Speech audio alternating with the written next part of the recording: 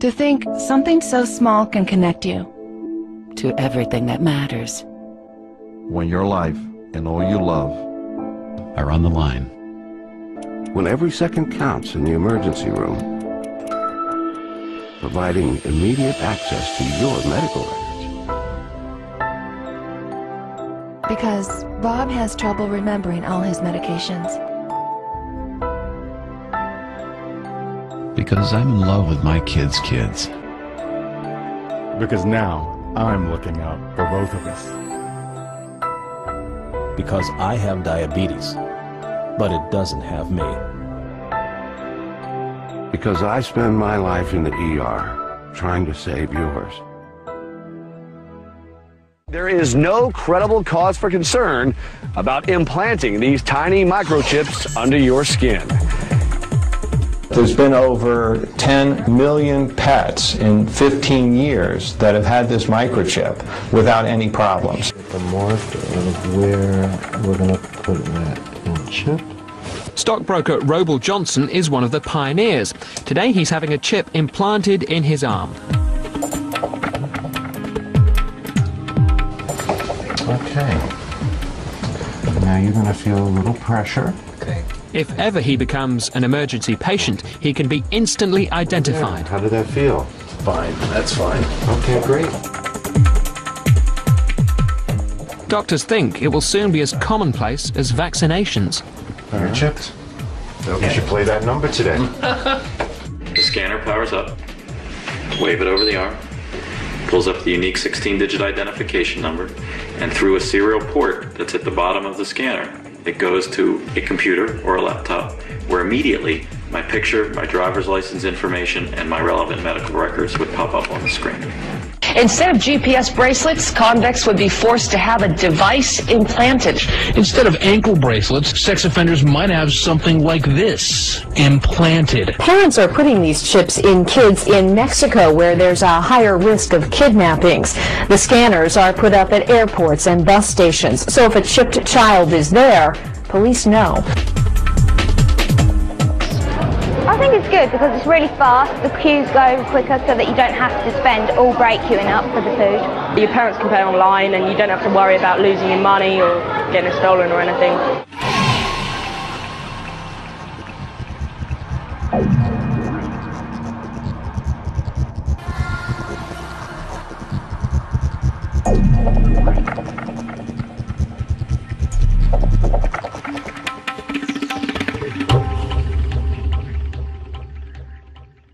The latest technology for identifying people at the point of sale, for identifying people when they make purchases, is actually the implantable chip that you can actually embed directly into human flesh. It's a tiny glass capsule about the size of a grain of rice. It contains an RFID computer chip. I think that within 20 years when you get born you will get a chip. Super sinister situation when you look away the first world funds come from. It's a super sinister situation when you're buying your food by. And it's a super sinister situation when you look away the first world funds come from. It's a super sinister situation when you're buying your food by. Money, money, money, all I ever hear these days. Every song that the DJ plays, talking of a similar situation. Ain't got none and got to get some. Gotta have more than I had before. Gotta have more than the man next door. Every day I gotta make some more, some more, some more. Well, give me a break, yeah. Let me take some time out. Gotta frisk my mind down before I lose my life now. Give me a break, yeah. Let me take some time out.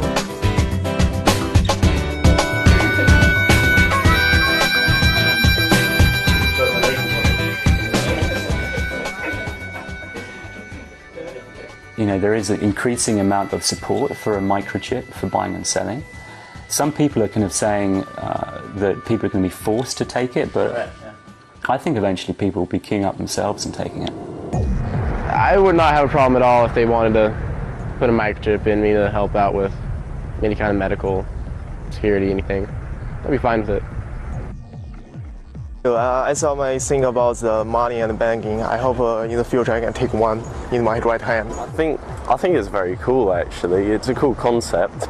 If I was to have a microchip which would benefit me on a personal level, I wouldn't have any problems with the ramifications. Like, for instance, if I had a microchip which would allow me discounts, say, on like toll roads or purely financial reasons, which was exclusive to that, then I'd have no problem. I got chipped. My whole office is getting the chip. I already got the chip. I've got the chip. We got the chip.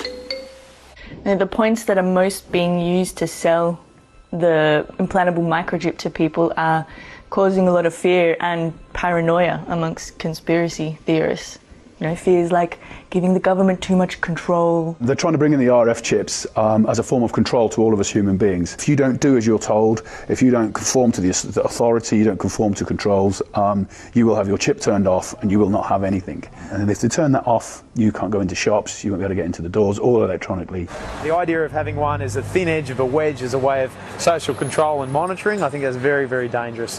When I read the book with Barry Smith, it brought up for me the significance of the Antichrist and controlling of people. That's what it brought up. Second, yeah, the Antichrist. You know, you see these fictional movies and you see their implants and it controls you. First, we take a gloomy, dissatisfied woman. We locate her brain. We insert a few nano chips. Finally, we enhance her to fit the ideal specifications. Welcome to the future. It's a really scary prospect. I'm sorry. Really scary. Well, I think they're worried about the wrong thing. They're panicking, like, about the wrong stuff. We've come to accept that kind of technology in the past, things like Social Security and credit cards. Those that was always a concern there, but now people have just come to accept it. I think they'll do the same thing with microchip implants. Personally, I feel that these fear merchants, they do their own cause a disservice. I mean, it's not some tyrant from outside that's going to control us. It's our own inner tyrant, our own greed, that's going to lead us to line up for something like a microchip. When talk turns to the microchip implant being used for buying and selling, control or no control, I think most people would change their story.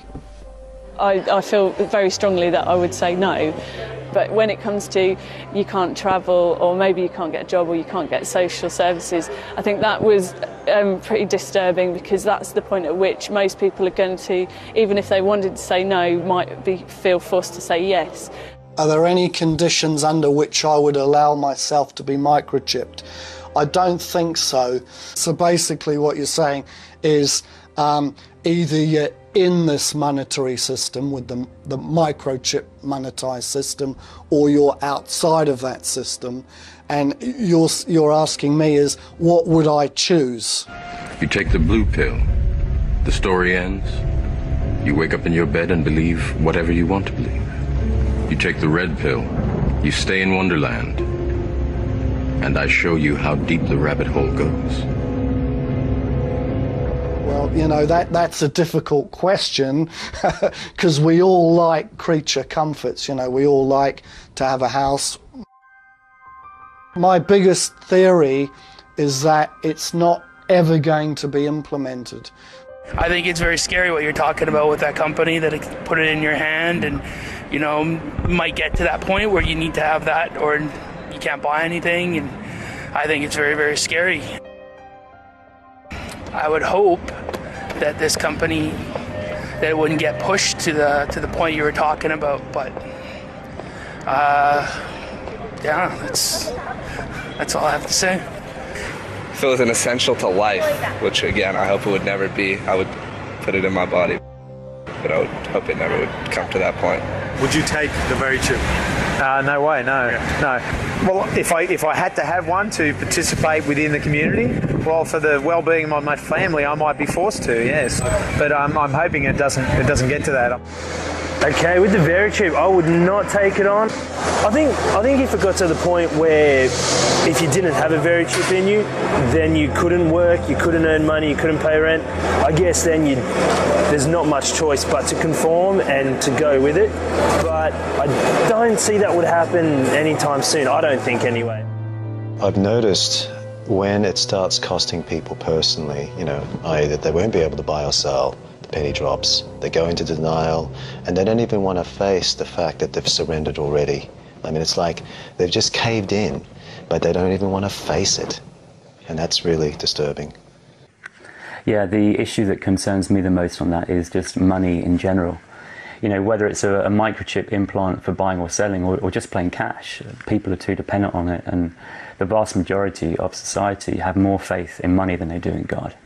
Yeah, there used to be a lot of talk about the mark of the beast in the churches, but it doesn't seem to be any more of that. I'm a Church of England. My particular church have not discussed about the mark of the beast. The Church of England, I think they're more very politically correct, and they don't want to tread on people's toes. I'm Assistant Minister of Grace Church, Dulwich. Yeah, I wouldn't have a problem with buying or selling or using money in this way. I personally don't have a problem with this idea of having a microchip put in your arm as a sort of, I don't know, credit card that you can buy and sell in clubs or go down to Sainsbury's and buy your food. No, I would not have a problem with that as a Christian. I think you can worship Jesus Christ whilst at the same time having a mark in your arm, yes.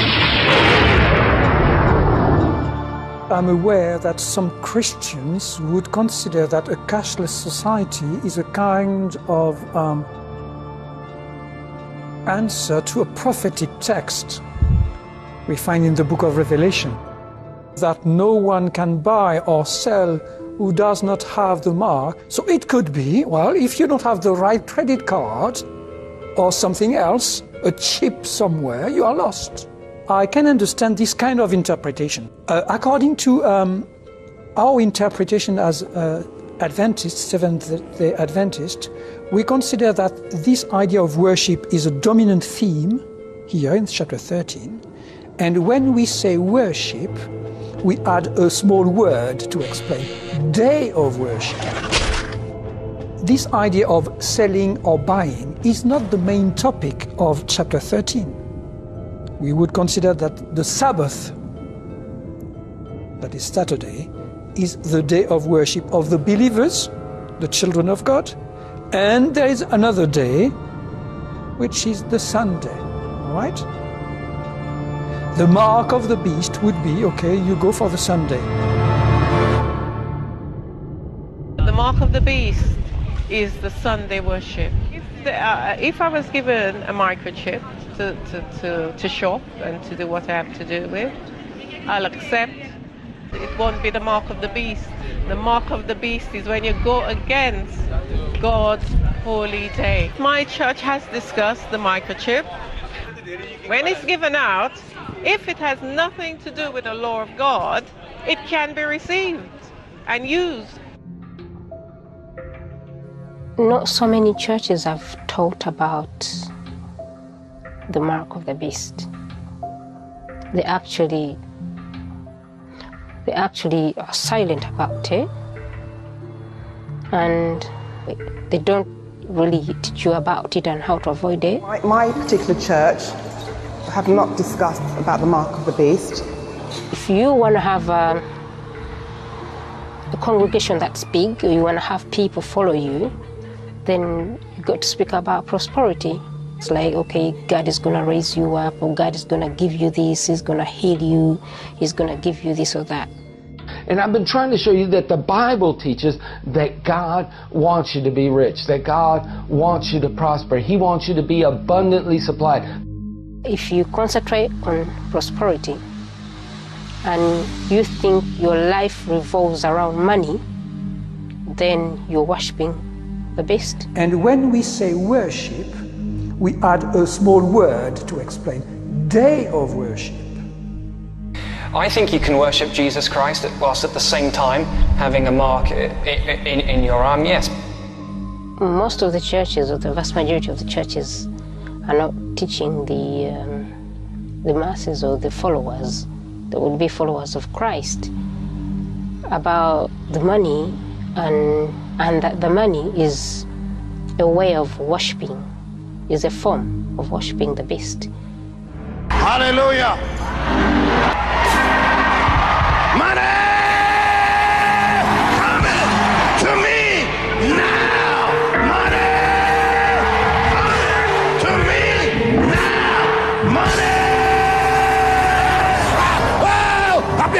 this money. Woo! Woo! Woo! Get some anointing. You put something up here. Woo! Put this anointing on it. I tell you what, you put something up here. I'm putting this anointing on this money, man. Woo! Woo! Woo! Hallelujah!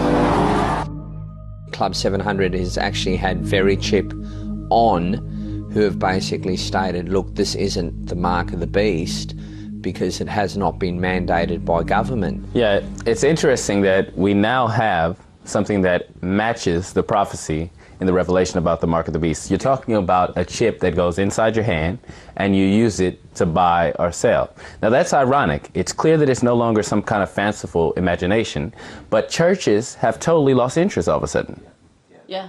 Yeah, like even trying to get an interview with a minister, you know, on the topic of Bible prophecy, is pretty near impossible these days. Yeah. You know, and I think those that do agree to, you know, to be interviewed, I reckon that they must probably get disciplined about it afterwards, because it shows them up. It shows them up that they haven't got a clue. You know, they don't really know. Yeah. Well, is it really that clear?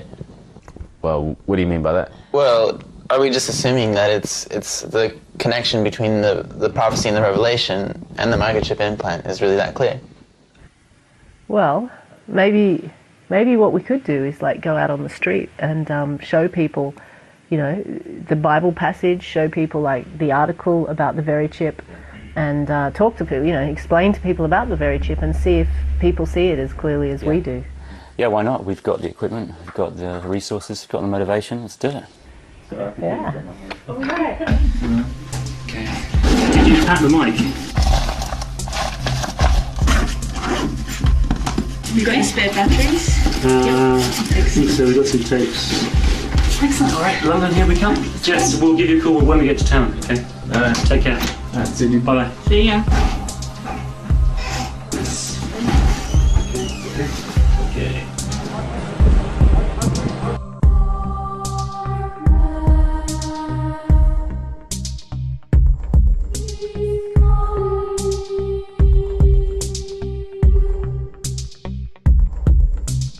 We're here in Catford in southeast London, and we're wanting to ask people directly, people from different backgrounds, about whether they're aware of this development towards the cashless society using microchip implants.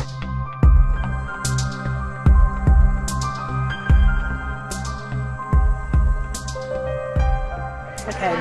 And it causes all, both small and great, rich and poor, free and bond, to receive a mark in their right hand or their foreheads. And that no man might buy or sell save he that he had the mark or the name of the beast or number of his name.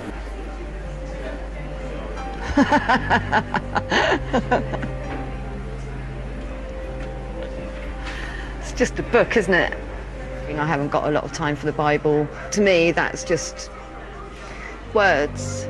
Doesn't really mean anything, you know. The Bible clearly lets us understand that the mark will be for trading, for buying, for selling. The choice will be, are we willing and ready to die for what we believe in? And if it means to die and to not accept the mark, then that is what will have to be done. It seems to me that some people think it just makes sense to have a chip rather than be something to do with the Bible. Sure.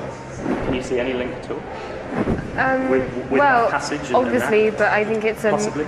major coincidence. I don't think it's possible that someone 2,000 years ago could have prophesied about any scientific developments today. I don't think God has any place in science. So what's it trying to say is that if you have that in your body, that you maybe you're showing the mark of the.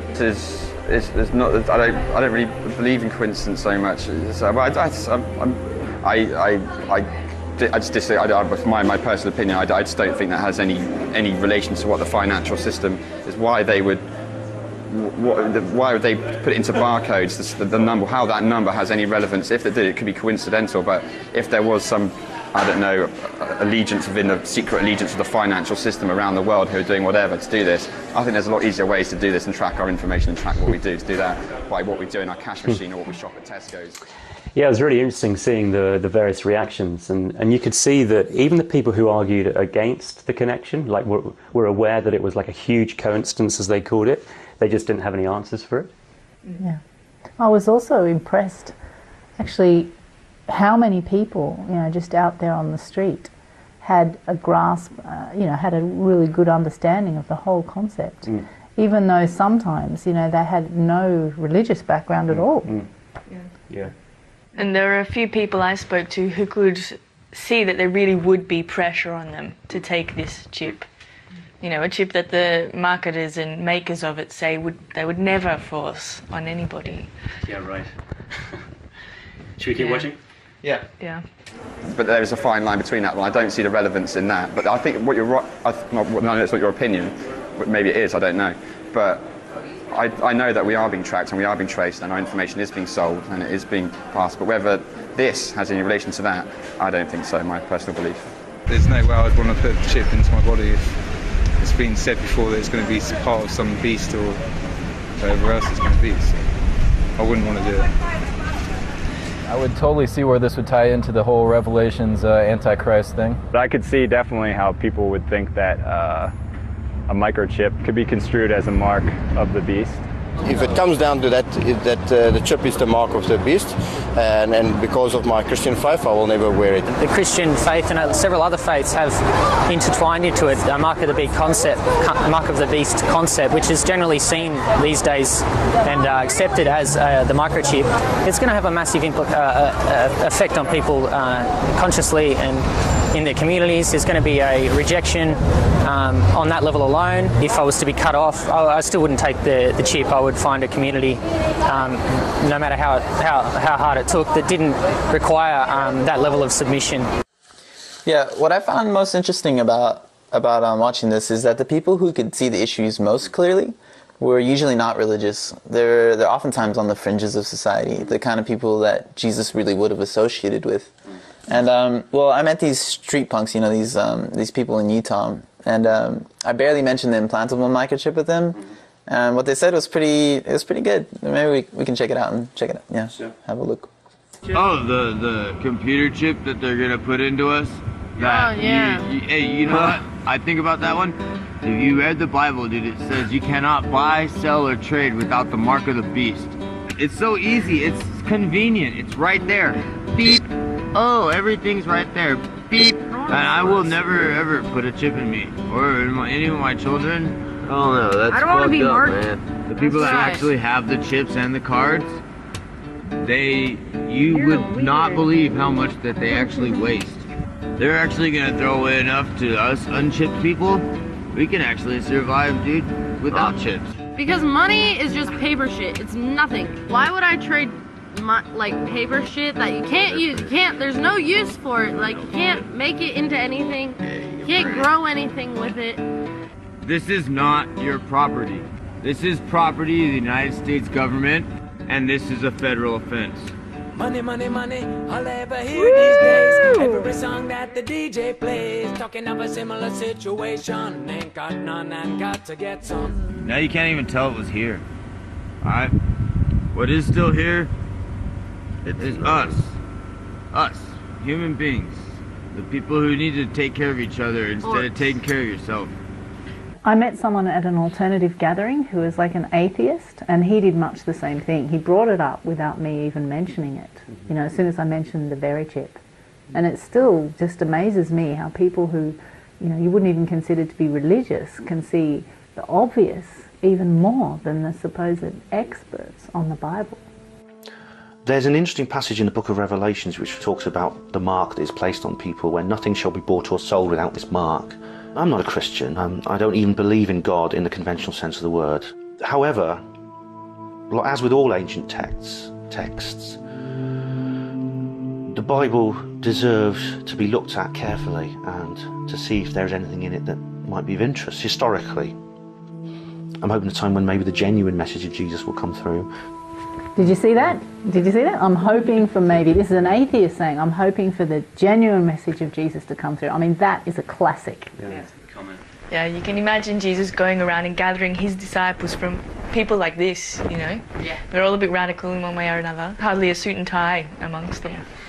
Yeah, I think the suit and ties, they're too busy trying to change the message to something like worshipping God on Sunday. I don't know a lot about the Mark of the Beast prophecy, and I don't know a lot about this chip thing, but from what you've told me just then, it seemed pretty similar. No, I'd never take a chip. I'd never microchip myself. I think it's kind of interesting, like talking about people being chipped in the future. I engage with wild food. Engaging with like the natural world, wild plants, does make you wild in the sense that you want to rebel against standardization, manipulation, control, all these things which I think people are seduced into because they're being manipulated, because the world is so complicated, it's so stressful. Using plants in that way and relating to people in that way just makes you, you will never be ripe for manipulation. You will always rebel. I'll never be chipped voluntarily. They'll have to hold me down, they'll have to knock me out. Not taking the microchip could end up meaning that you would starve to death. I understand that. I'm not Christian myself, and I'm not that knowledgeable about Revelations, but I know that when they talk of a mark of the beast, it's for buying and selling, and everyone in society must bear this mark to operate and function. But there needs to be some resistance to this agenda on a practical level. If it does end up that most people have got the microchip and there is a few resistors still out there, I think they will be hunted down. They'll be targeted for elimination. I think I would refuse the VeriChip under all circumstances, even if there was the threat of imprisonment, the threat of death. People from all religions know that something's wrong in these times. This is the most serious chess game that's ever been played. This game is so cunning, it is so deceptive. You can't say that this is of human origin. It is that in depth. It's the decisions that you make, and whether you succumb to the system and just say, look, the pain and the misery that I'm feeling, I'll succumb to, taking the VeriChip, and so I can access food. Whereas for me, I'd rather starve and eat rocks before I took it. That is great. It is starting to show that there are actually some individuals out there who've got some character that seems to be so lacking in today's society. The kind of character that would literally be willing to die before doing something that they know is wrong. It seems like a lot of other people, though, have really missed the need to, count the cost. I don't know that they have missed it, though. I mean, how many of them started backpedaling when we raised the question of what will you do when you can't buy or sell? Yeah, the kind of people who have what it takes to refuse the mark, I think they're going to have to be, like, maybe fanatics, if I can say that, like idealists who would be ready to give up everything, change their whole entire lifestyle before they would go against their conscience. Maybe we messed up by not giving people the next chapter in the book of Revelation to read. The one where it really hits home how seriously God views this whole concept of the mark? Well, this guy knows what it's about. You can tell by what he's saying. But let me read it out. It says, "And the third angel followed them, saying with a loud voice, if any man worship the beast in his image, and receive his mark in his forehead or in his hand, the same shall drink of the wine of the wrath of God, which is poured out without mixture into the cup of his indignation. And he shall be tormented with fire and brimstone in the presence of the holy angels and in the presence of the Lamb." Yeah, the Lamb in that passage is referring to Jesus. This isn't the kind of lovey-dovey stuff that most churchgoers would associate with God or Jesus, is it? But it's right there in the Bible. Maybe people should stop telling God how to do his business. And if he says there's going to be a day when he's had enough of mankind's disrespect for him, then so be it. Okay, and let me read on. "And the smoke of their torment ascends up forever and ever, and they have no rest day nor night, whoever worships the beast and his image, and whoever receives the mark of his name." Yeah, from that, it seems that accepting the mark is the point of no return for mankind. And I think we're on the verge of that point right now in human history. Not the line in the sand, it's the line in the concrete. That is where it's drawn. I think that is where the soul is lost. It's as simple as that. It is a choice of serve the mainframe or mammon or whatever you want to call it. But there is obviously a definitive line. Actually, I did let that one marketing guy who I interviewed in a cafe earlier read the passage, which is probably why he fell to pieces so much. My guess is that he'd never even heard of that passage before, and he chose not to accept it, probably because it was easier to stay in denial. I don't know. I think that's very negative. I don't like to think that these things are negative. I wouldn't want to read that paragraph then think that's a negative thing. Just to take that leap from reading a warning sign to actually taking it to factual facts that it's happening is a massive leap of... I don't know, for me I think that's a massive bit. I can see it as a warning, and there's loads of sections which, you know, this is what we experience in this time and whatever, and take heed of this, but I don't think it's that translatable to now, I don't think, for me. Yeah, I think it's interesting that the verse about not taking the mark of the beast is followed by a verse which talks about people dying for their faith. I mean, that's what it's coming to, you know, and that's what people don't want to think about. But here, let me read it. Here is the patience of the saints. Here are they that keep the commands of God and the faith of Jesus. And I heard a voice from heaven say to me, Write, blessed are the dead which die in the Lord. One of the problems that I found about most religious discussions concerning the book of Revelation is that it's all about matching up symbols and dates, or trying to convince people that your church is the one true church. It never seems to relate back to the teachings of Jesus. But when you recognize that the mark of the beast, you know, is all about buying and selling, there is an obvious link. Jesus, you know, commanded his disciples not to work for food, not to even think about where their material needs would be, you know, come from, or you know, how they'd be met. But where is there anyone today actually teaching people to obey the teachings of Jesus? You know, Jesus made it clear that the choice would be between serving God or mammon, or God and the mainframe, as that guy Greg put it earlier. Yeah, there's a guy here in the UK who's been living like without money for more than a year now. And he's not really the religious type, but he's got it really spot on about the buying and selling. And he seems to understand that it may cost us our lives in the end. Yeah, I've been thinking about this, and I feel like sometimes the soldiers of peace aren't as brave as the soldiers of war. And that if you see the soldiers of war going into battle, they're prepared to die for what they're doing. We all need to be a little bit braver. We all need to stand up and be counted and be heard. I think we all, myself completely included, need to be braver. I've been living for the last 12 months without money. Where we used to find security in friends and family and the greater communities we lived in, we now see security in notes and coins. When we buy and sell things, we're saying, I'm going to help you, but I want something in return. What better reason to help somebody than the fact they actually need some help? Like, do we actually always need to get something in return? Think about it. Nobody goes to their dad like, well, you know, I cooked dinner this evening, that's £5. If we all work together, share the resources, not only would it be better for the environment and would we use less resources, it's much better for us as people.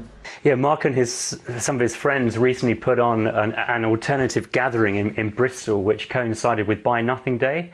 I think it was called the Free Economy Festival, and it was a fantastic day because everything was done for free. No money changed hands, no one was paid for what they did, and even the food itself was free because it was rescued from supermarket bins. Yeah, they fed more than 1,000 people, and there was still food left over. So it was a really good illustration of those what those street punks that you interviewed were saying about how you could survive on what the people throw away. Here's some footage of the gathering. So just here at the Buy Nothing Day Festival, and there's an army of volunteers, as you can see, busily prepping a 3-course meal, which is going to be served later on. So it's great to be a part of this.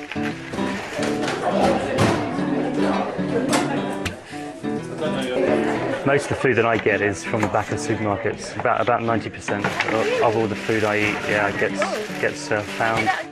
I'm just amazed that all this food goes to waste. Do I live to work or do I work to live? And do I give to earn or do I earn to give? And if I do my best for society, will they care about money or will they care about me? I think this is wonderful.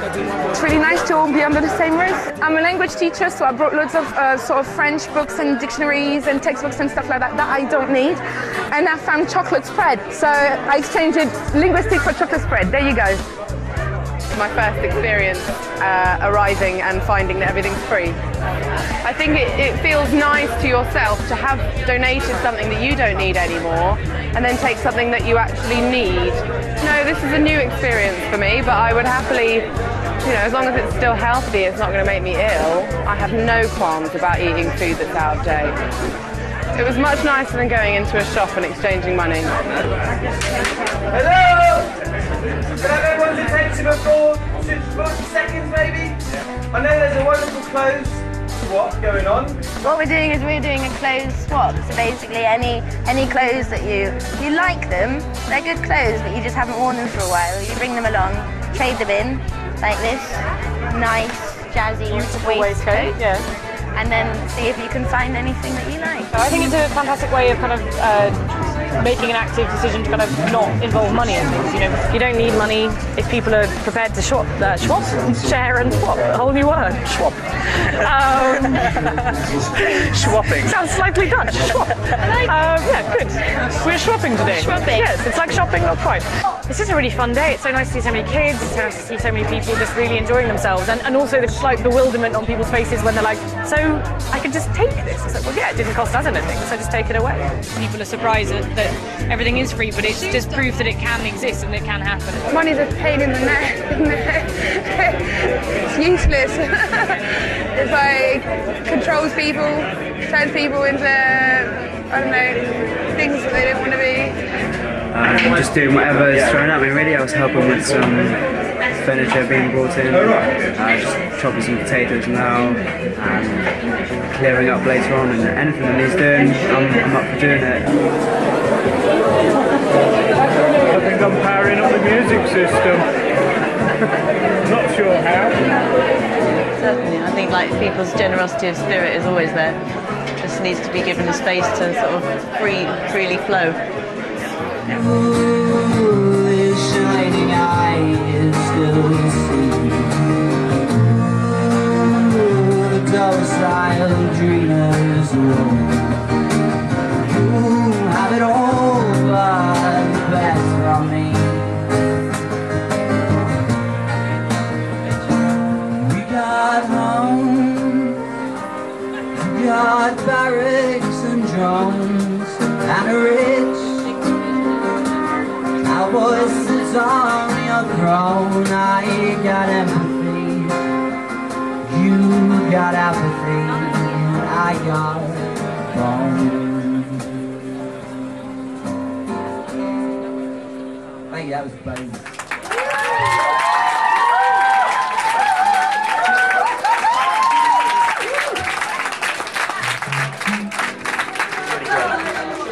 Yeah, it has been a bit overwhelming, to be honest. I felt a bit emotional earlier, just like everybody giving their time for free. These guys work their arse off all day. Like, I haven't seen people get paid a lot of money work this hard, non-stop, relentlessly. There's been a couple of thousand people through the doors here today at some point, and just experiencing living without money for one day. I do think that is a significant point. Which point? Well, the fact that what happened there was just for one day. I mean, people had a lot of fun. We all did. But as we've seen from the other footage, it's going to take a lot more dedication than that. I think Mark Boyle definitely could see that, but I'm not so sure that the others did. You know, it's not just going to be about giving up the things we don't need. We may one day actually be forced to lay down our lives for one another. Yeah, I interviewed someone at that festival who was talking quite seriously about living without money. But it seemed like even in that setting, she seemed sort of somewhat cautious about what she was saying. I'm nervous about talking about it to people because even the hippiest of hippies get like their prickles come up when you start talking about doing the job that you want to do and not having to enslave yourself for your money, because no one wants to have to do it, so everybody hates it. So when someone comes along and says you don't need to do this, you know, everyone gets like, but I do, I have to. And that tension, I think it all hangs on that tension in some ways. I mean, it compromises you're never giving totally and you're never receiving totally when you're using money, because you're always aware of the back current of the exchange. But when you don't use money, if you just are giving something and you're not thinking about what you're going to get back, it's a full-hearted gift. If you have to acknowledge to yourself your vulnerability, and you cannot pretend that you're not vulnerable, when you've got money, it masks over your natural insecurities, the needs that everybody has. We all pretend that we don't all share like these basic needs, and we can get away with that with money. But when there's no money, you're much more aware of how dependent on each other you are, and you're much more open in your vulnerability, which is a much more heart-centered, it's much braver, much more heart-centered way to live. Well, it's almost like a spirituality. There's that guy in the States, it is a spirituality for. Yeah. Yeah, I actually got an interview with Swello where he lives at his cave in Utah. He's the guy who's been living without money for 10 years, right? Yeah, 10 years, yeah, that's right. Dang. This is like my home base here. Like I have a cave here. And I usually stay here in the winter time. The cave's small, so I can keep it warm in the winter pretty easily. But I also have a camp in town, and that I move around now and then. It's very temporary. Well, everything is. And often in warmer months, I travel around the country, just live wherever randomness takes me. I remember thinking, going through periods where I thought that, or I wondered why we didn't practice the teachings of Jesus. It's like he was more of an icon to be worshipped than to be followed in practice. We divide the world up among different religions and philosophies, but to me there's only two. And it doesn't matter whether you call it Christian, Hindu, Buddhist, whatever. Basically they all boil down to love or money, God and mammon. The Buddha said there are two paths, one leads to wealth, one leads to nirvana. And Jesus said one leads to mammon and one leads to God. So those are the only two religions in the world. One's spiritual and one's materialism. So there are no grounds under which I would allow myself to be microchipped.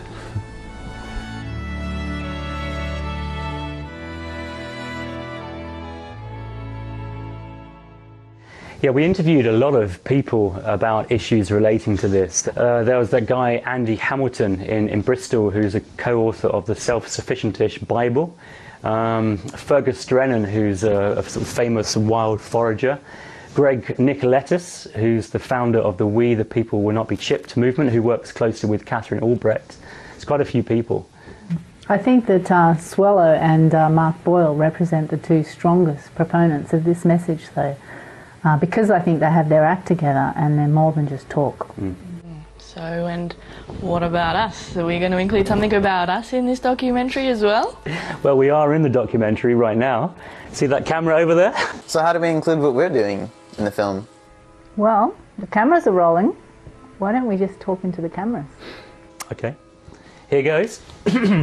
So we don't normally live in houses like this. We don't live without money entirely, but we do live without working for money.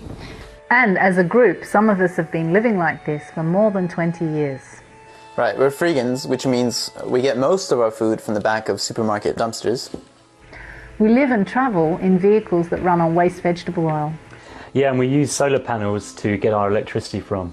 But really, we're preparing for a time where we won't be having vehicles at all and we'll be living pretty much like Swello. We have contacts in India, Kenya, Australia, America, and here in the UK as well. And next year we hope to have a base in Argentina. Yeah, that makes us sound huge, when in reality we're just a couple of dozen people at the moment. But we're training. We're learning how to survive just through faith in God, and we're preparing for a time when people of conscience in the world everywhere are going to have to survive without buying and selling. Some of us will die in the process, but there is a great need for us to be preparing right now. A big part of that preparation is getting the message out to others, like we're doing with this film. But we need to be clear that it's not all about us either. It's about people finding a faith that's bigger than money, and then linking up with others who have a similar kind of vision. There are dark times ahead, but God wants to prepare us for it by teaching us to take the message of Jesus seriously right now, before the axe falls.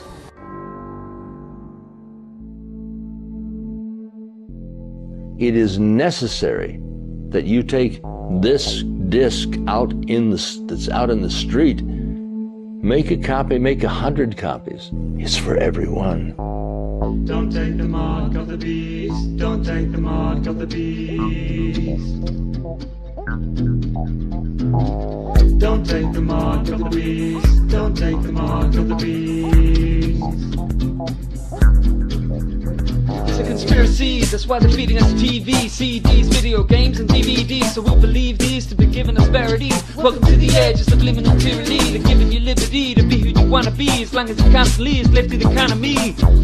It's corporate thuggery, soon they'll be giving you microchip technology. If you wanna be free, then please leave this scene. Flee your ID from the beast PC. These prophecies will release the remedy, but if you practice them, you will be called a radical enemy. Keep your energy clean and redeem peace free. We believe the green breeze means deeds. We sow the seeds to achieve a real peace, but we will never take the mark of the beast. Don't take the mark of the beast. Don't take the mark of the beast. In times as dark as these, please don't take the mark of the beast. Don't take the mark of the beast. Don't take the mark of the beast. In times as dark as these, please don't take the mark of the beast. What is going on? We got a choice in store that'll count for oh so long. One chance to make it right. One path that leads to light. One path that leads to fire. Yeah. Will you stand up for truth or sell your soul for high?